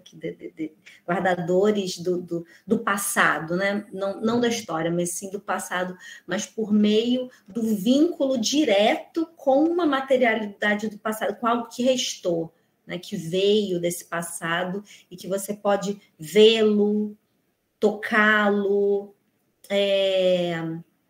e por meio do próprio desgaste perceber o tempo, né? Eu fico imaginando aqui uma máquina 3D. Eu tenho um amigo engenheiro que produziu a própria máquina 3D durante a pandemia e ele ficou orgulhosíssimo do... Tem gente que fez pão e ele fez uma máquina 3D. Exato. E ele tenta reproduzir algumas coisas. Ele estava falando que ele agora estava tentando trabalhar no envelhecimento de certos objetos, né? Para parecer que aquele objeto não foi feito ontem. Né?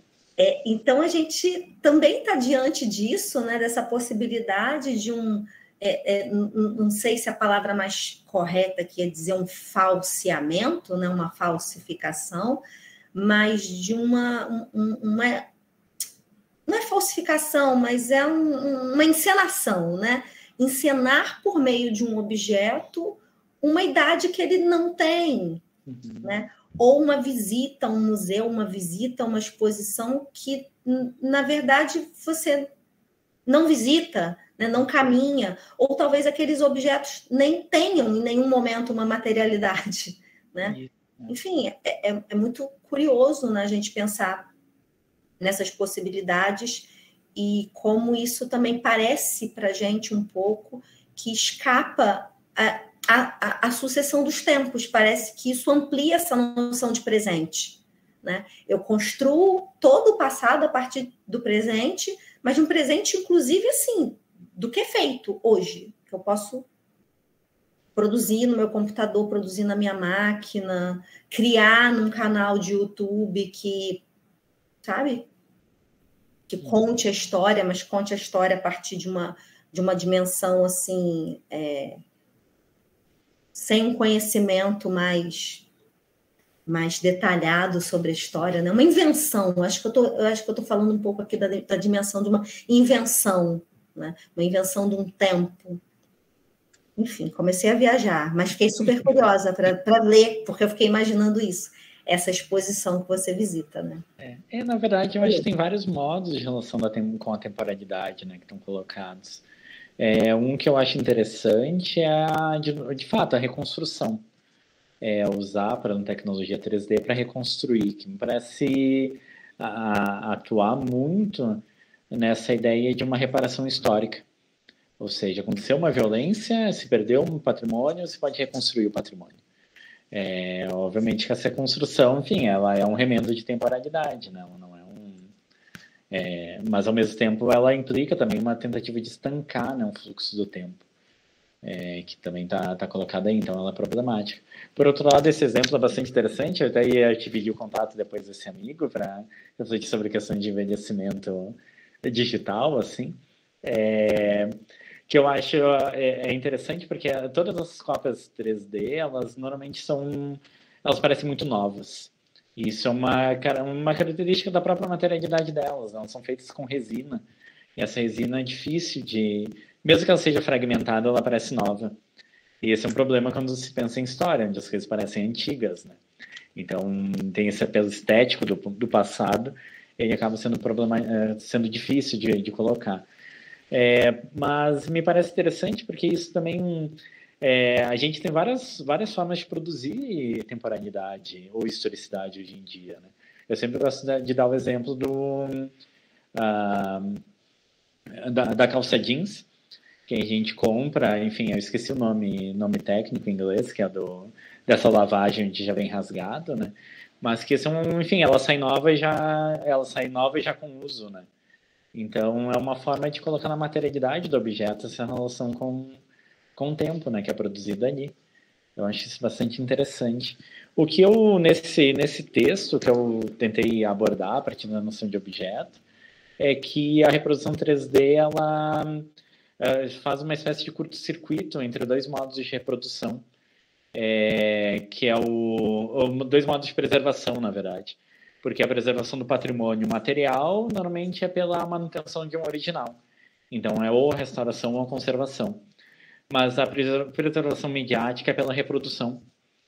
E então, o que a cópia 3D faz, assim, ela se coloca nessa intersecção, é que ela cria ela possibilita a preservação pela reprodução infinita de um objeto que ele é único, e que o valor dele é por ser único, que é o patrimônio.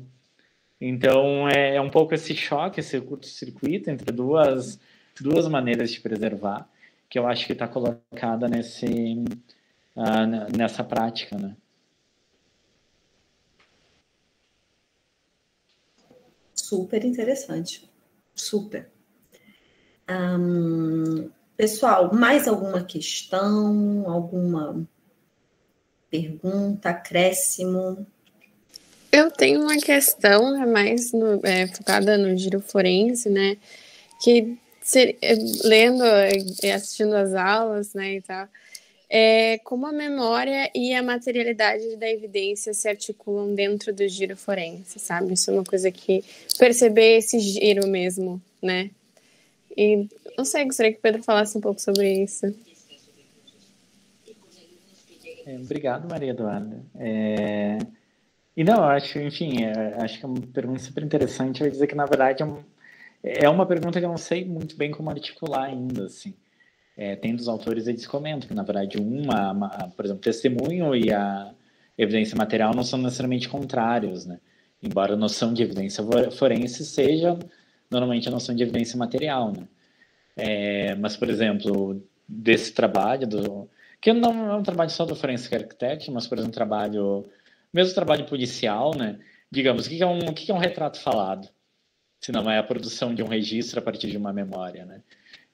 Mas isso também tem para a construção de espaços a partir do testemunho, para entender, reconstituir como que um acontecimento aconteceu, né? Então, pode ter uma combinação entre o testemunho e o testemunho material, né? Ou a produção de uma evidência material.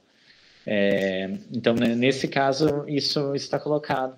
Mas eu acho bastante interessante, assim, o que...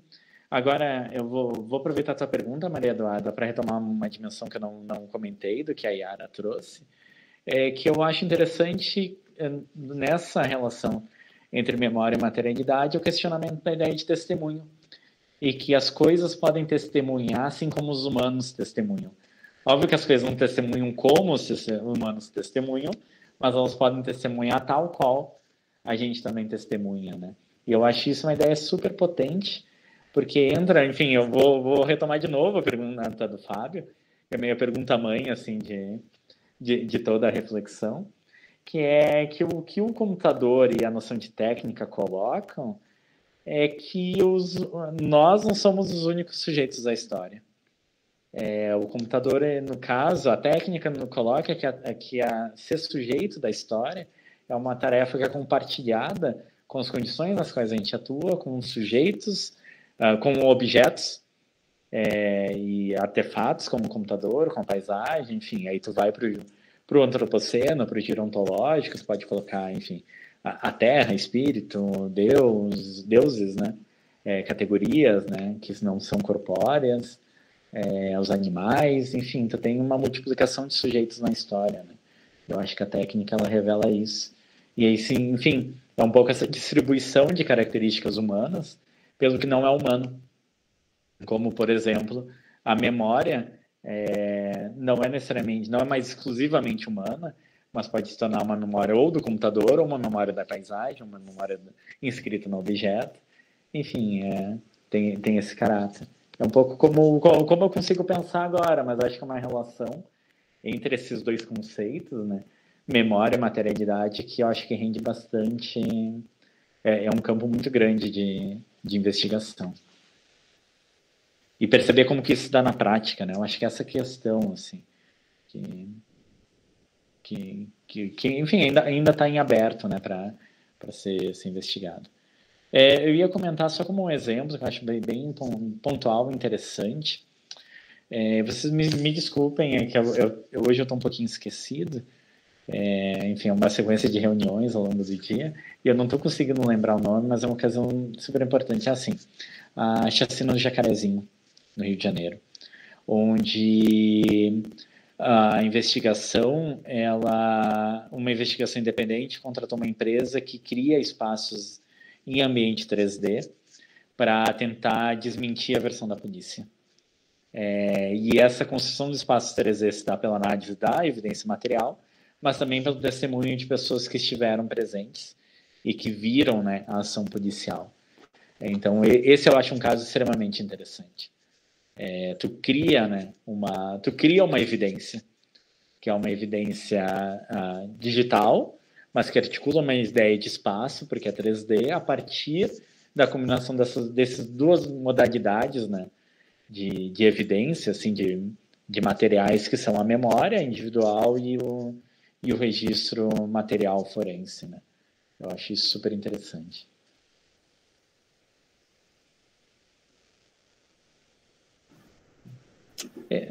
Viviane, eu quero fazer uma justiça aqui. Só para dizer que no Brasil, quem trabalha com isso é um pesquisador que tem um trabalho super interessante, que é o Paulo Tavares, da UNB, da arquitetura, e que é um dos fundadores do Forensic Architecture, né, durante o doutorado dele. Ele esteve lá nesse grupo, que eu acho o principal, assim, é sempre meu modelo, embora o giro forense seja muito maior do que o Forensic Architecture, mas então Paulo Tavares, eu acho que eu até ia dizer assim, é alguém com quem vale a pena conversar, e que eu acho interessante. Ele tem várias pesquisas que articulam a noção de paisagem no Brasil, usos políticos da paisagem, testemunho não humano, a problematização do que é uma natureza, né, dentro desse espaço técnico. E que eu acho que, no fundo, assim, o que eu brinco seriamente, o que eu acho que está caindo de maduro, que eu acho que seria muito interessante, que é um dos propósitos da pesquisa, enfim, gostaria de conseguir, articular algo parecido no campo da história. Até como uma ideia de história aplicada, que eu acho que é isso, o uso dessas técnicas dentro da história, e também, enfim, essa ideia de uma agência que trabalha no campo de direitos humanos, acho que é uma questão super interessante, uma atuação prática, né, desse saber. Eu acho que, enfim, é algo que tem bastante relação. Exatamente, essa entrevista é muito boa, E ele tem um trabalho que é muito, muito interessante. Eu gosto muito do Paulo Tavares nessa atuação. Eu não sei se a agência dele, que é autônoma, ainda está atuando, porque o site não tá mais atualizado, mas tinha algumas investigações muito interessantes lá. Muito legal essa referência, realmente eu não conhecia, já está anotadinho aqui. Vocês ficam me olhando assim para baixo, são as horas que eu estou anotando muitas coisas. Viviane, eu ia dizer o teu trabalho de cultura material, né, fazendo uma propaganda que nem é minha, de cultura material, não, cultura visual, né, mas eu ia dizer que, falando de IMS, o IMS vai abrir uma exposição sobre cultura visual na passagem do século XIX e século XX no Brasil. Eu achei extremamente importante, assim. Eu acho que tem tudo a ver, tanto com o tema quanto a tua pesquisa também. Sim, tudo a ver. Posso fazer uma propaganda? A gente fez 4 vídeos de estudantes que vão estar lá, de mídia, mas é justamente indagando como que você faz o descontínuo aparecer na materialidade visual das cidades, da irrupção das cidades. Isso que você chamou de exercícios práticos, eu acho que que são vídeo-ensaios. Então, é propaganda, vai estar no site deles, é uma atividade correlata. Eu tô bem contente, é muito legal. A gente fez isso e o Paulo é um querido, formado pela gente, todo muito querido. Então, assim, eu acho muito feliz essa constelação de gente pensando nos limites, né? Acho que é isso que a gente está tentando. Não, muito interessante, muito interessante. Estou muito curioso. Se não me engano, abre amanhã essa exposição. Eu quero ver. Mas que é isso, eu ia dizer, na verdade, essa descontinuidade do espaço, eu ia dizer que tem uma ressonância psicanalítica, né? Com Freud, modelo de Roma, né? O modelo do inconsciente. Eu acho que tem tudo a ver, assim. E aquele livro que é maravilhoso, né? O Cinema, a Invenção do Mundo Moderno, da Vanessa Schwartz, do Zé Charney, né? Que também é um livro fundador, né? Da arqueologia das mídias, né? Eu ia dizer assim, a tese teve um capítulo, uma história do olhar e da visão, que na verdade foi toda articulada a partir dessa ideia, foi da onde eu tirei também. Enfim, a relação computador, né? Visualidade, trabalho, né? Vem muito daí. Eu vou compartilhar então também, tá? Vou pegar lá, ainda não peguei, vou compartilhar também com o pessoal aqui do curso a sua tese. Então, acho que pode ser bem legal também. Bom, eu fiz uma propaganda sem querer, desculpa, muito chato ficar fazendo propaganda da... Não é chato não, poxa. É muito trabalho, é importante ser lido, sabe? É bacana a gente indicar o trabalho de outras pessoas, mas os nossos também, com certeza. Quanto mais a gente circula, né? Às vezes a gente fica encarcerado mesmo, passa um tempão fazendo uma pesquisa, produzindo material e, sabe, tem medo de que não circule, ou às vezes se surpreende quando nota que circulou. Eu acho que é para isso mesmo. Esse projeto, enfim, estou começando a falar um pouquinho, uma fala de encerramento, por causa do nosso horário, que já estamos aqui quase às 20, né? Mas eu acho que esse espaço aqui, ele foi pensado para ser extensão, né? Esse projeto, a gente pensou como um projeto de extensão. É claro que ele tem uma dimensão, um diálogo muito forte com a pesquisa, né? Ele tem um pé muito ancorado aí na pesquisa, mas a partir desse formato de colocar no nosso canal do YouTube, chamar pessoas que não necessariamente também estejam vinculados a algum programa de pós ou na graduação, né? A gente está tentando também fomentar um debate que seja do interesse de diferentes pessoas, tá? Que estão debatendo, que estão tentando entender um pouco mais esse mundo contemporâneo, o papel das imagens técnicas, né? E dessa uma maneira de se comunicar, né? E aí é isso, se comunicar entre nós no presente, mas como a gente também lida com a temporalidade, né?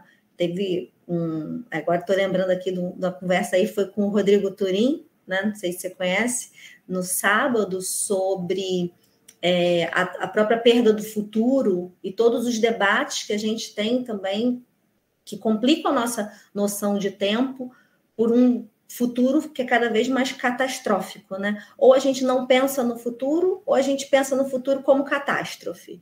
Então, a gente, né, tá vivendo uma urgência de pensar esses temas, e eu acho que esse espaço aqui, sendo um espaço da extensão, tentando, né, sair um pouquinho, romper um pouquinho esses muros também da universidade, enfim, é algo que a gente está tentando. Então, pelo avançado da hora, eu queria já começar a me despedir aqui de vocês, agradecer muitíssimo a presença hoje do Pedro, tá?